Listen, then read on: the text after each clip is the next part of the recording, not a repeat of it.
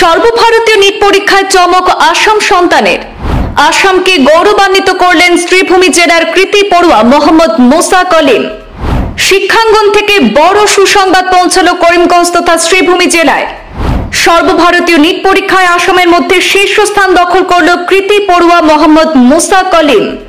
NEET ফলাফলে মুসা কলিম আসামের মধ্যে শীর্ষস্থান দখল করে অনন্য মেধার চমক দেখিয়েছেন, গর্বিত করেছেন রাজ্য এবং জেলাকেও।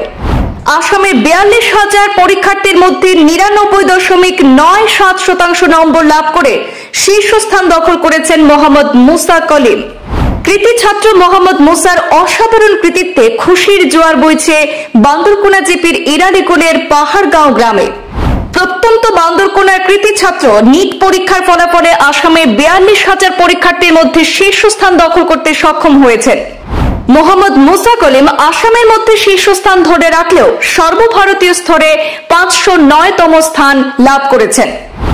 লক্ষ লক্ষ পরীক্ষার্থীর মধ্যে নিজের মেধার জোরে আসামের মধ্যে টপার হয়েছেন মুসা।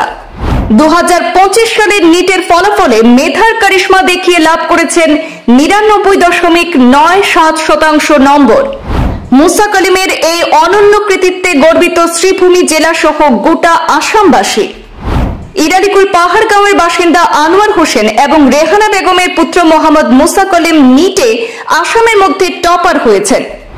মুসা কলিম আসামের সরু তিনালির দক্ষিণগাঁও এলাকায় সপরিবারে বসবাস করলেও দক্ষিণ করিমগঞ্জের ইরালিকুল পাহাড়গাঁওয়ের আদি বাসিন্দা হয় গর্বের অংশীদার হয়েছে শ্রীভূমি জেলাও। আসামে 42,000 পরীক্ষার্থীর মধ্যে শীর্ষস্থান দখল করে শিক্ষানুরাগী মহলের অভিনন্দন এবং শুভেচ্ছায় ভাসছেন প্রত্যন্ত গ্রামের ছেলে মোহাম্মদ মুসা কলিম।